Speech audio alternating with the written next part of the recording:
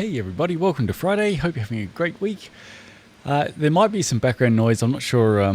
Fingers crossed this microphone's going to isolate out things fairly well. But we do have the Shannon's Rally going past my house at the moment. And also all test machines are running because I'm going to try to keep the test machines spooled up as much as possible. But yeah, let's get into today. Due to time, I'm just going to cover off. So thank you to those who alerted me to the Cade Media again with regards to information on immersive waxing and wet conditions or winter riding. So I'll see if I can, in a relatively efficient manner, demonstrate how come they are wrong. Just prior to that, let's just zoom through some low friction news.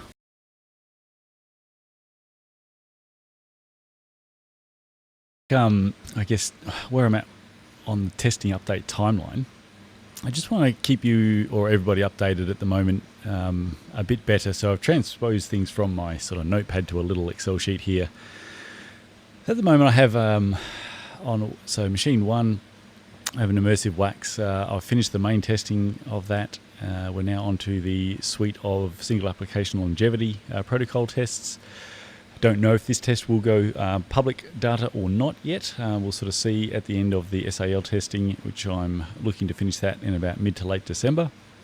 And then on this machine I have 2 further tests. These are wax drip lubricants that are booked in, and then another wax drip that is likely to be I guess locked in fairly soon.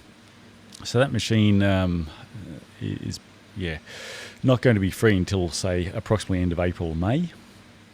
The second machine, currently again I have another immersive wax on test, going through the single application longevity protocols as well.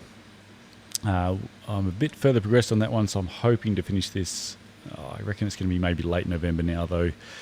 After that testing has finished, I'm hoping to be able to then move that machine on to getting through all the tests we want to conduct for Silca with regards to the endurance chip, speed chip and so on. That is going to take things through to, again, probably around about May next year.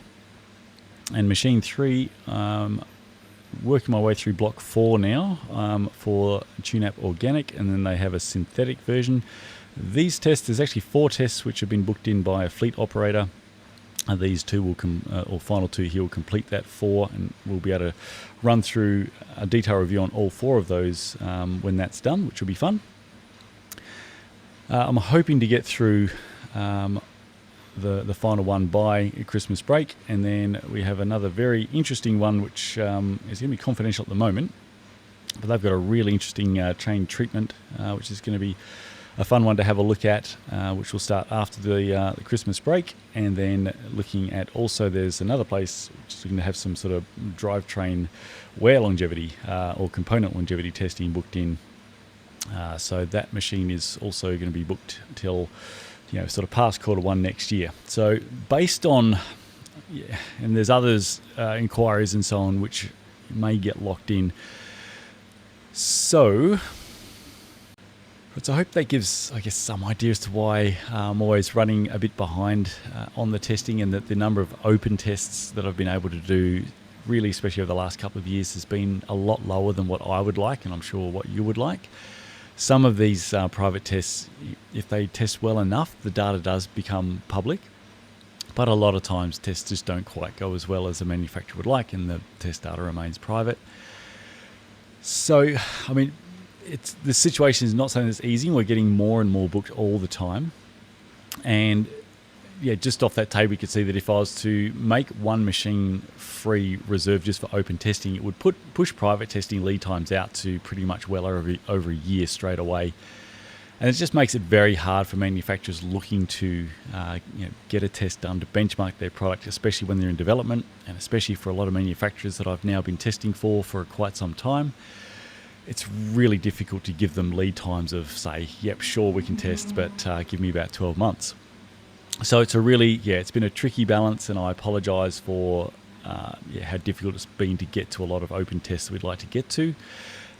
Based on the fact that it's not getting easier, I am looking at, seeing if I can somewhere fit in here with a bit of a rework around a fourth machine, and also will I be able to have the time resources to run a fourth machine, because each test is quite labor intensive, and running 3 tests concurrently, it's a lot of time.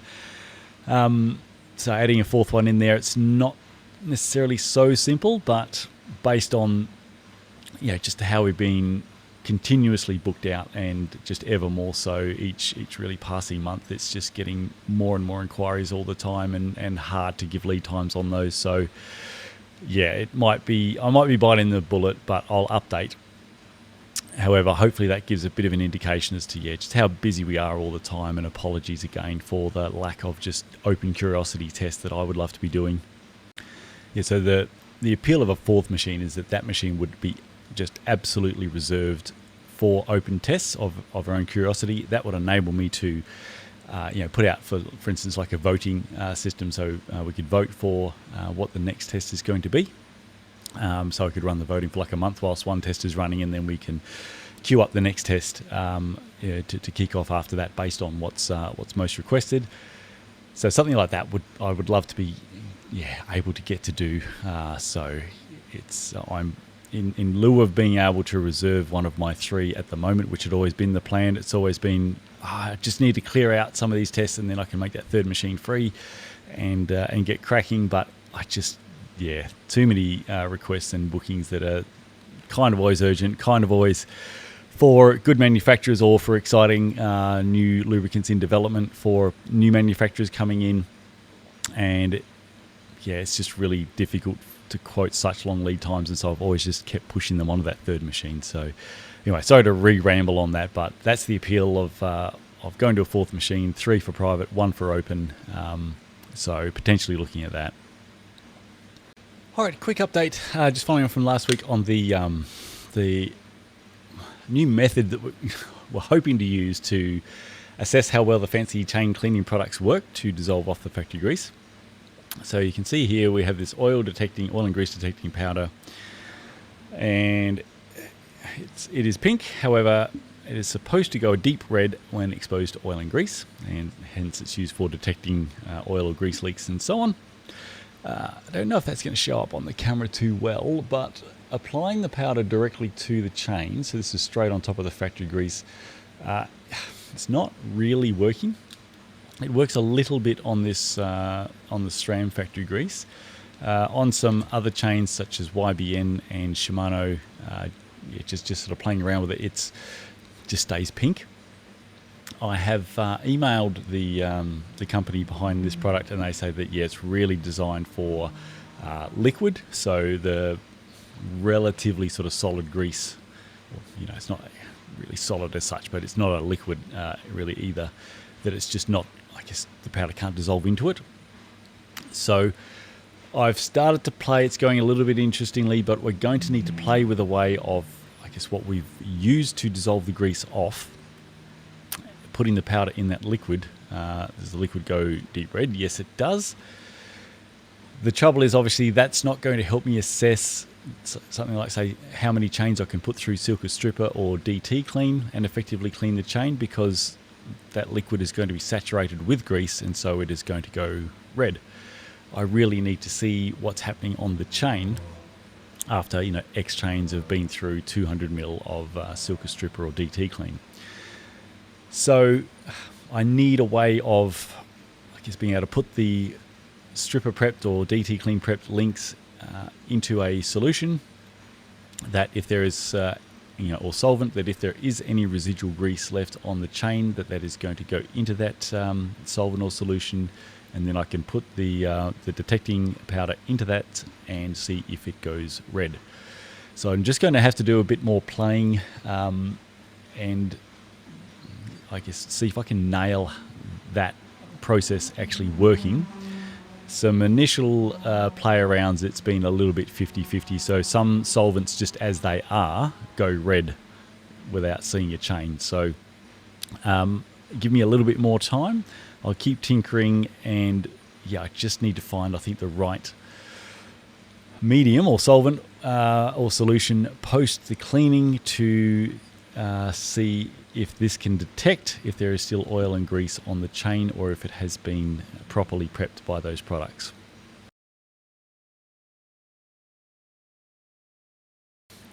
Okay, here we go. We are back again for another fun correction of Cade Media and immersive waxing information. It's the age-old tale of, I guess, probably one of the still pervasive myths and misconceptions is that wax does not work in the wet, when in fact wax happens to be about your best path in the wet.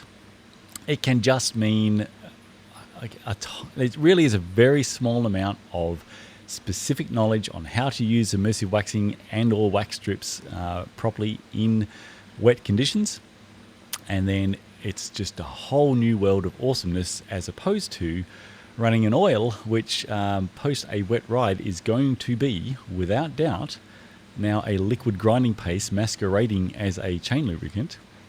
And so the big question really becomes, when you're riding frequently in harsh conditions and the chain needs to be, at the end of the day, no matter what product you are using, water is going to bring all the crap into your chain. It is going to be pressed into whatever lubricant is running in your chain. And from there, it's effectively in there. If you just add, say, 3 mil, 5 mil, even 10 mil of new lubricant over the top of your chain, you are adding anywhere between, say, 0.03 and about 0.1 of a mil per link of fresh lubricant into your chain. That just has an extremely limited ability to flush clean the crap out of your chain.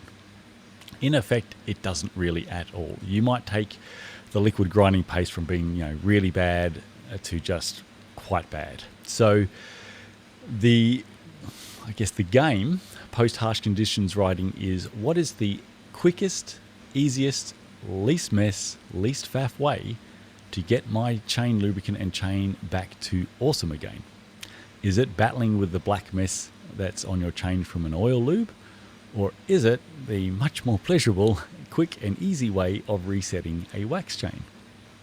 All right, I'll play the Cade Media clip in a sec, but I just wanted to deal with one, just too often incorrect myth and misconception about immersive waxing or wet straight up, and that is the treatment lifespan. So too often it is put out that the immersive waxes do not last very long in the wet, and just the exact opposite of that is true, with especially good immersive waxes having some of the longest treatment lifespans in wet, harsh conditions of anything tested. And that's just both from control testing and also what's now just been proven and seen around the world at the highest levels and every level for immersive waxing for a long time. So I can just only still think that this information comes from lack of actual knowledge and experience using these products versus wet lubricants.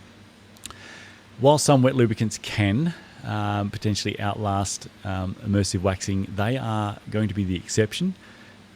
The good immersive waxes are going to outlast probably 99% of wet lubricant products that are out there. When you're riding in harsh wet conditions, there's basically a treatment lifespan attack from two fronts. One is the abrasive crap being brought in by the water that is going to abrade away that treatment. So obviously that's going to happen with immersive waxing or wax strips, same as with wet. And I guess attack front two is the water physically washing the products out. Now that happens with wet lubricants. It really doesn't happen with a solid immersive wax that is bonded to your chain. It is not washed out. It has to be physically abraded off by the crap that's being brought in. So the immersive wax treatments are, I guess, suffering the attack on one front, whilst wet lubricants are suffering the attack from two main fronts. And that just often, really just kills their treatment lifespan versus immersive waxing. This is something that, you can say that, look, it's not very independent because they've got sort of skin in the game, but when Ceramic Speed were developing their, wet conditions lubricant, they tested in their own wet contamination test a whole lot of wet lubricants as well as wax strips and immersive waxing, and they found just time and time again that any oils just really suffered versus immersive waxing and the top wax strips, because the wax is not, it's just literally just simply not washed out by the water, whereas the oils are. So there's that as a beginning. All right, let's have a look at the Cade Media clip. Another one that's quite interesting is wax, chain wax. It doesn't work in the winter. So I know loads of people are going to get upset about this, but it doesn't work in the wet. So if you are waxing in the summer for those speed gains and things like that, in the winter, I would suggest switch back to oil. How does it not work? Because it surely... So everybody talks about immersion wax and all these things and how long it lasts and miles, but they all say it's based on conditions. So if it gets wet, it just wears off your chain much quicker. But also doesn't... If you do chain waxing properly, you have to degrease and decontaminate your entire drivetrain to wax your chain, to get all the efficiency out of it and to get the wax to stick. But that means your cassette, your pulley wheels, half your derailleur, everything else doesn't have... All right, just going to interject there because I know he's talking off the cuff, so I'm not going to be too harsh on his wording. However, your cassette, we will deal with. I'm going to demonstrate some things, but most cassettes will not rust. You will still get a coating of the immersive wax that gets excess from your re-wax will be pressed onto the cassette teeth. Some cassettes in some areas can still spot rust, and I'll show you some hints and tips to deal with that. He mentioned pulley wheels. Most pulley wheels are plastic. Plastic doesn't tend to rust a lot. Even if you have some oversized pulleys that are not plastic, so they tend to be alloy. I don't think I've ever seen a metal pulley rust either. I don't know what he means by half your derailleur. I've never had half my derailleur rust.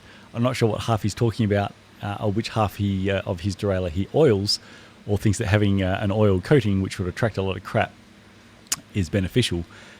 But again, I just don't see half a derailleur rusting.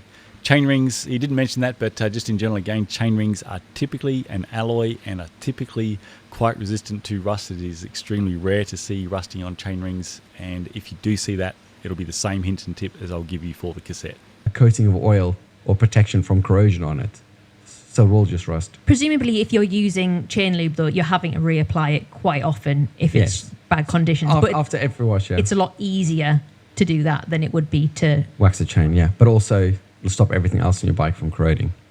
So that's a big tip. Okay, so we can see that the point he's coming across is, I guess, the path of just absolute least resistance. The only thing he's thinking about is keeping your chain lubricated and not rusting.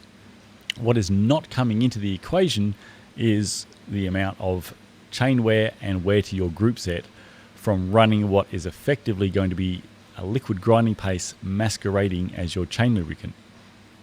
Now, if you're running cheap components that you're going to replace after winter anyway, and the wear of those components doesn't matter to you, then just, use whatever you like, slap on whatever you like, go for it. If wearing through your group set through winter and then having to spend potentially hundreds to possibly even into the thousands to replace those components. And bear in mind, there are a lot of components now, even second tier, that if you were to replace your chain, your cassette, and your chain rings and pulleys, that can easily run over $1,000. If you don't want to do that, if you want them in a great place at the end of winter, so that when the weather becomes nice, you've still got a magnificent group set to run, then this next section is going to be for you.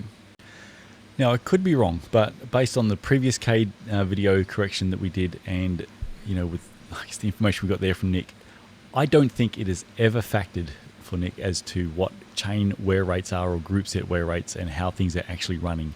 I get the impression that it's just keep slapping on stuff. And who cares if it wears really quickly and after a fairly short amount of time, your chain is worn to buggery, it's eating through the teeth on your chain ring, it's eating through all the teeth on the cogs on your cassette.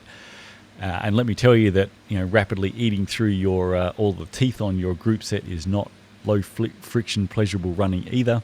And that by the end of winter, having a clapped out chain and group set, that's just how you roll. If that's not how you want to roll, if you want a bike that rides beautifully and a group set that's riding beautifully day in, day out, and to achieve that, it really does take minimal effort and just a little bit of knowledge in this area. My philosophy has always been, life's too short to ride shit riding bikes. I have, in my adult life, not been one to prescribe to, I just ride stuff until it's clapped out and then I replace the lot, because for a long period, I would have been riding a shit riding group set. I want my bike to ride beautifully every time I jump on it, and that is easily done. And not only that, I can do that with just so much lower cost to run because my stuff's not wearing for a very, very long time. So I get the impression that never once has cost to run, or how rapidly one is wearing through their drivetrain, and how long one is riding a drivetrain that is abraded and eaten out to crap. I don't think that's ever factored. It's just, in his mind, part of riding. You just ride, it gets clapped out, and when it's too clapped out, you replace it. That's not how we roll here at Zero Friction Cycling. Now, I'm sorry, I know I tend to harp on stuff, but I'm just going to harp on this one key point more. How we all spend our money on stuff is obviously, again, all very, very individual. But the fact that by just doing the simple path of immersive waxing, especially through harsh conditions in winter, I do a lot of wet off-road riding in wintertime. The fact that I am able to very easily protect my drivetrain from wear, and therefore not have to replace expensive stuff, it means I can run nice stuff. At not having to spend X hundreds on a new cassette and chain rings. That gives me money that, that new helmet I might be coveting, or new glasses, or new shoes, or new jacket, or new kit. I've got money to spend on stuff that's fun, rather than spend that money on having to replace components, which, would cost a pretty penny, that I could have so easily not needed to spend the money to replace. So that's the real key point. So not only does running a great lubricant choice that suits your cycling mean that you are riding a beautiful running drivetrain day in, day out, it gives you money to spend on stuff that's fun, rather than just burning through those components. Because as much as some cassettes can be beautiful, I would still rather spend it on some other cool stuff for my cycling than just replacing bits again. And I get to have a very long-term relationship with my drivetrain components over many years, despite some of them getting pretty hammered. And I think that that's going to be the preferred path for a lot of people as well. And it just helps if they have the right knowledge, as opposed to being given incorrect knowledge that's just a carte blanche, doesn't work. And as you'll see, it does, and I'll show you how easy it is.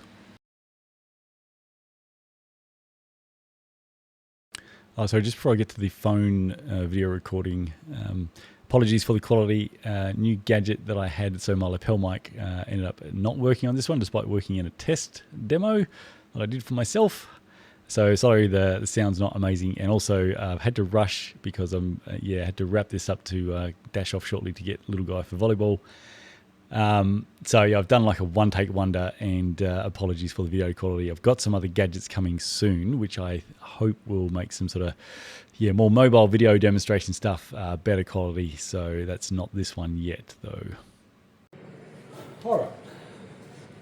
I'll have to talk fast, sorry, almost out of time, and I'll do epic preludes, so I'll be running long. Okay, this, my lovely race mountain bike went through a bit of a wet ride yesterday, getting ready for the state XCO champs this Sunday. So we can see, though, I'm not sure how well it's coming up on vid there, but the chain looking pretty good, despite the fact that it's a bit of a wet off-road ride. One of the advantages, again, of running immersive wax, or running solid wax lube, takes a bit for the crap to stick to the chain. The wet conditions will have brought some crap though into the chain, because that's what water does. It doesn't matter what lubricant you're running, your chain isn't waterproof. Water is going to run through your chain, and whatever crap is in the water, as you're pedaling through that at the time, that crap is going to get pressed into your lubricant. Again, no matter what you're running, be it wax drip, be it wet, and it's going to become part of the lubricant. So post a wet conditions ride, it really is about resetting that chain. The golden rule is, if you can reset the chain post any wet conditions ride. Just imagine if, say, you went out riding and you had no seals on any of your wheel bearings or bottom bracket bearings, how they're going to feel after, especially a wet, off-road ride, or just even a harsh, wet, salted roads ride. They're not going to be feeling great. And if all you did was just slap some more grease on top of those bearings without cleaning the crap out of them, they're going to get damaged pretty quickly. You're not going to spin your wheel or your bottom bracket and have a nice silky smooth bearing. You're going to feel it running notchy, rough crap, and obviously it's going to get worn and damaged, and after not too much an amount of time, be a pretty crap bearing. Now, it's like that obviously for your chain, except a whole lot worse. Your chain is much more exposed, and it's working like an absolute bat out of hell. Your bearings are on holidays mechanically compared to the amount of work that your chain is doing, and it's doing it under much higher pressure loads. So at the end of the day, like as we've discussed, yes, for sure, just put more lubricant on if that's all you have time to do, but just know that your next ride, even if it's in the sun, you're going to pay for that in frictional wear. There's just no way around the fact that what you are now running as a lubricant has abrasive crap in it, and that's not what we want for lubricating a part, especially one working so hard. So if possible, no matter what you're running, reset the chain. So it comes down to, if that's what you want to do because you're running nice stuff, or you just don't want to blow hundreds of bucks at the end of winter to buy new group set parts, then what's the easiest way to have an always awesome running chain that is just going to be super low friction, clean, and therefore protecting the rest of your drivetrain from wear like all the time? So let's pretend that this was a wet lubricant or an oil chain. I've just ridden out in the wet, and now I know that my lubricant is no longer so much, it's still lubricating, but it's sure not like what it was. It's going to be high friction and wear. Options to clean it. You can spray some degreaser or solvent on bike, and that's going to flush clean it to at least a decent degree depending on how much you pump through. It's not exactly mess free. You're going to get stuff running all over the floor. It's quite easy to get it on your disc or rim brake surface. So your oil and solvent and braking surfaces aren't an amazing match made in heaven. So that can sometimes be more faff to sort them out if you do contaminate those surfaces. But that's sort of option one. Another option is to use the clip-on chain cleaner, which takes away the risk of really getting that crap onto your disc brake. And they work pretty well. It can take a little bit of time still. The reservoir is quite small on those, so you may find that you're needing to pump through, like 10 tanks worth before you've sort of started to get what's coming out of those tanks not be pitch black and now starting to get a bit clearer, showing that you're getting things fairly clean. So it's just again, it's not exactly a low faff option.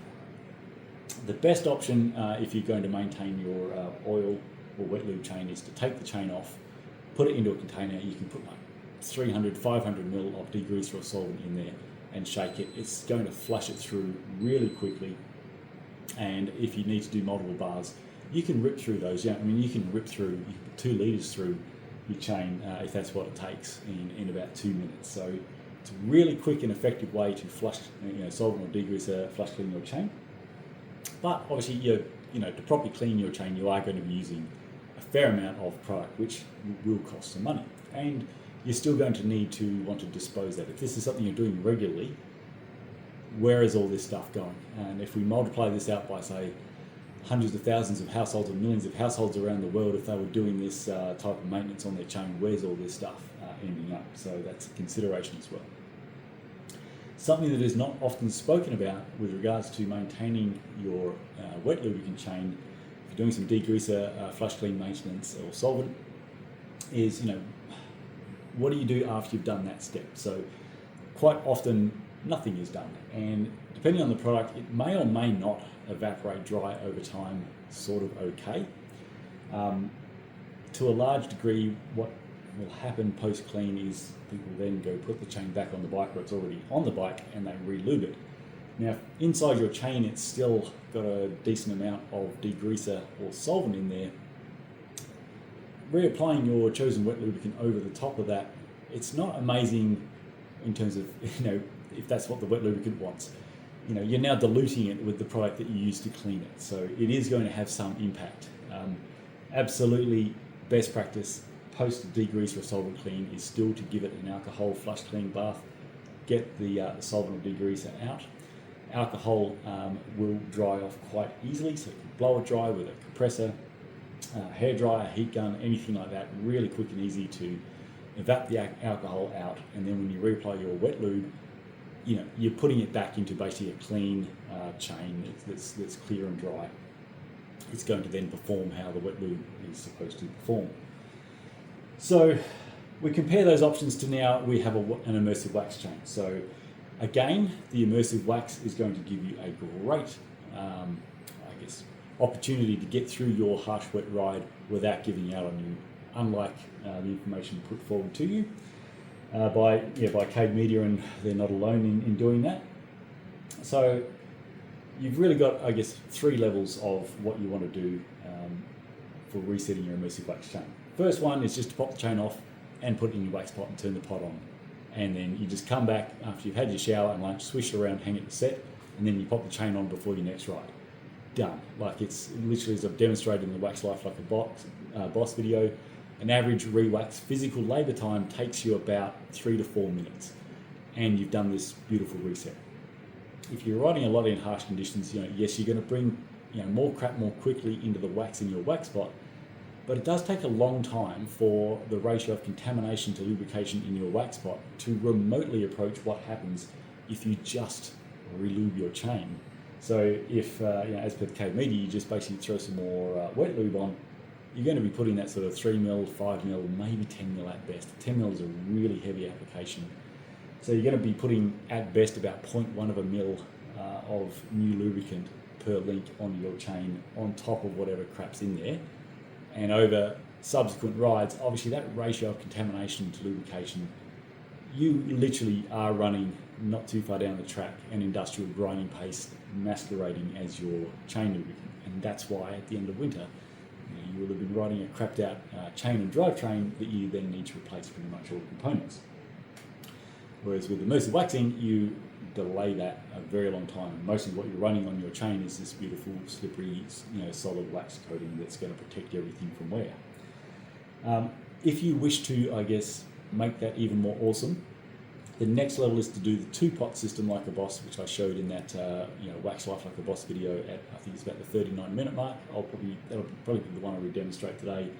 It is literally just taking the chain off and putting it into a pot 1. We're going to allow the contaminated wax on the chain to melt off into pot 1, then we're going to take it out and swish it in pot 2. That keeps the actual wax from pot 2 going onto the chain really clear of contamination.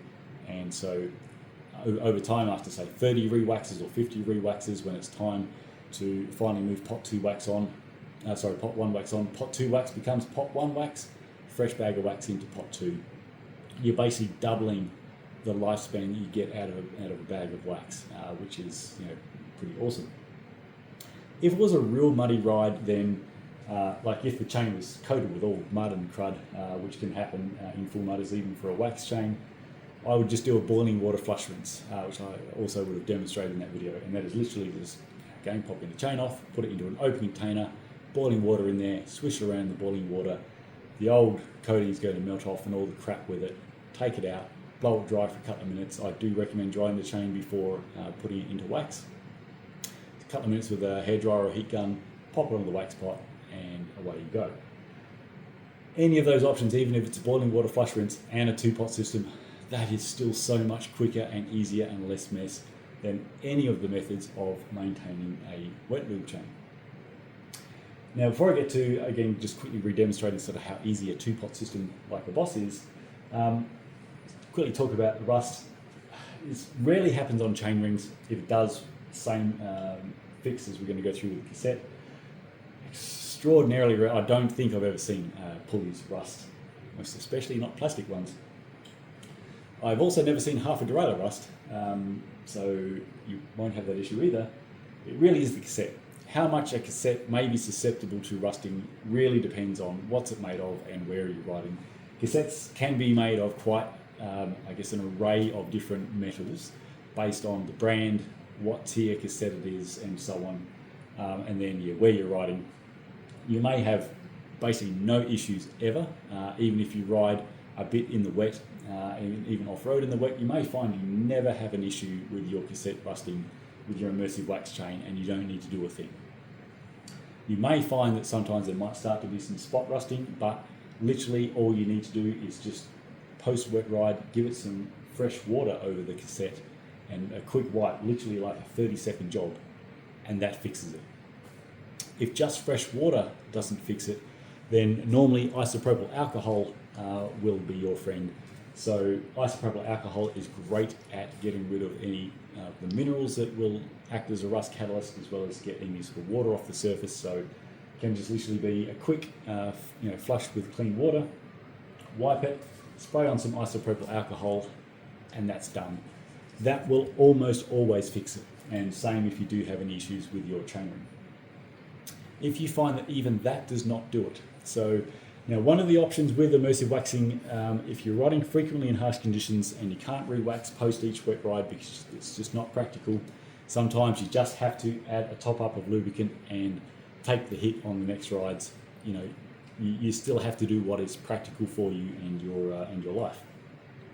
At the moment, the top compatible wax strips to use with immersive waxing are UFO drip all conditions, true tension, tungsten all weather, Fridays, and Silka SS drip. So any of those work great with immersive waxing. They use a very refined wax base, very similar to what we find with the immersive waxes, so you can just re-wax straight over the top of those without needing to do any cleaning. So if you're finding that even despite those fixes, the cassette is still spot rusting, then simply put on a nice generous coating of your compatible wax strip. And once you have done that, I won't bother doing that because we're going to be taking this one off in a sec. Cycle the chain through the cogs, and that will impart excess wax from your chain onto the cogs and protect those cogs from oxidizing, just the same as if you had put an oil on. So yeah, you use that for that purpose if you're having those issues, or if you just need to top up because you've got to ride again the next day and you don't have time to re-wax. That solves that. It's literally that easy. All right, let's demonstrate two-pot system like a boss, because I'm going to take care of my, this is a retail $260 Australian chain, and it's a $1,100 Australian dollar cassette. We've done a wet ride. I would like to quickly be able to reset this back to awesome. So I am going to, oh, sorry, where's my actual mouse link? My eyes are not what they once were, which doesn't bode well for my upcoming state finals. There we go. Okay, pop the chain off. I'm going to keep the master link separate. I don't re-wax master links, as I've covered in previous vids. So we pop the chain off. All right.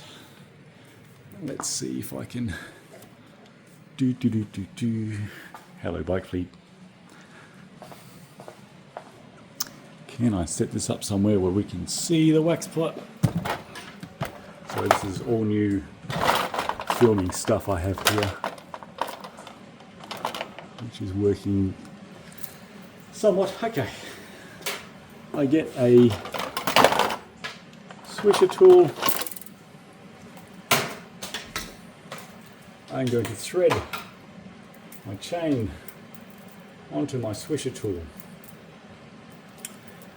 My pot here, my two-pot system like a boss, pot one, I actually have a little mesh in there to raise the chain off the bottom, because we don't swish the chain in pot one. We want the chain raised off the bottom so that the crap that is going to melt off the chain is going to settle down the bottom and the chain is not in there. So normally I would leave that for say 10 minutes. I'm going to just go have a shower. Like literally I come back from a wet ride, I'm just going to pop the chain off, pop it onto the wax pot, turn the pot on, turn pot 2 on, I go have a shower, I go have lunch or whatever I'm doing. I come back, and whenever I come back, the chain has obviously the old coating has magnificently all melted off. I remove it from pot 1, I put it into pot 2, I swish it in pot 2, you remove, there's my gloves.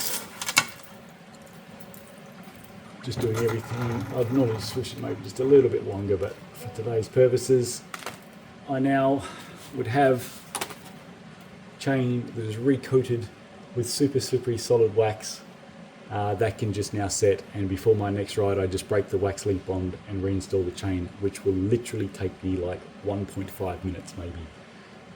And my chain is now, it's back to beautiful. It is going to ride beautifully. It's not going to be, it's protected from wear. This is going to last me years and years and years, as will my cassette and chainring, for no faffing with solvents and mess. Like it is so easy. Even if there are times where I had to put wax strip on in between, like it's for me, it's not that rare. Even for you, if you have to do that during the week and once a week you get to do a re-wax, it takes 3 to 4 minutes max labour time to do a re-wax. That's it, and everything is back to magnificent again. There is no path for using oils or wet drip lubes where you can keep a chain anywhere near as clean, as low friction and as low wear if you're riding frequently in harsh conditions as you can so easily with immersive waxing. And yeah, the other option is obviously just to not do that, and you pay for it with friction and wear and money. All right, so yeah, I know that was probably about 30 minutes to correct about a 2-minute segment of Cade. However, as you know, I'm very thorough, and in case somebody hasn't seen anything about zero friction cycling before and waxing in wet conditions and so on, I like to cover everything in case this is the first vid you've seen and it's the first time you're exposed to it. You know what's going on now with your chain and what's happening with the lubricant on it and riding in wet conditions and what you really need to do after it and why. Just to wrap up with regards to the Cade stuff, I don't know where they're getting the information or if they actually have anything they're basing it on around immersive waxing not lasting in the wet. Immersive waxings, especially with the good waxes, will typically give you some of the longest treatment lifespans in wet and harsh conditions versus especially wet lubricants. There can be some that can give immersive waxing a run for its money with regards to treatment lifespan, but they are the exception. So I think, and I don't know because he did specifically mention immersive waxing, but what has in the past and can be, sort of crossed with immersive waxing is wax strip lubes. Now, especially if somebody uses a wax strip and they apply it before a wet ride, wax strip lubricants almost always need set time. They are what's known as a wax emulsion lubricant. They have a carrier that typically needs to evaporate and have that wax in the drip lubricant set. If you apply most wax drip lubricants just before your ride and then you go out and ride in the wet, they will be washed out very quickly. Typically half of what you're applying with a lot of them will be water. So they need to be applied usually the night before or at least some hours before your ride to give them the chance for that carrier to evaporate and for the wax strip to set to, they usually then will do fairly well. They still won't typically match immersive waxing because, again, about half of what you're applying is carrier and half of what you're applying is lubricant. With an immersive wax, 100% of what you're applying is lubricant. But, it's possible, despite him mentioning immersive waxing, that he's seen a number of cases in his, cycling around with people where somebody's lubricant treatment on their chain is given out pretty early on a wet ride and they've asked what they're using and they've said wax, and it could literally just have been a wax strip that they've applied 30 minutes before the ride. So I think without quantifying things, perhaps that's where that's come from. If he is riding with people who are immersive waxing, he's not going to be coming across that issue. He'll be coming across the issue of, wow, chain still seems to be going amazing, despite the fact we've been out here in some harsh conditions for a while, and my chain, not on wax, is really struggling. Again, parts just rusting is rarely an issue for immersive waxes.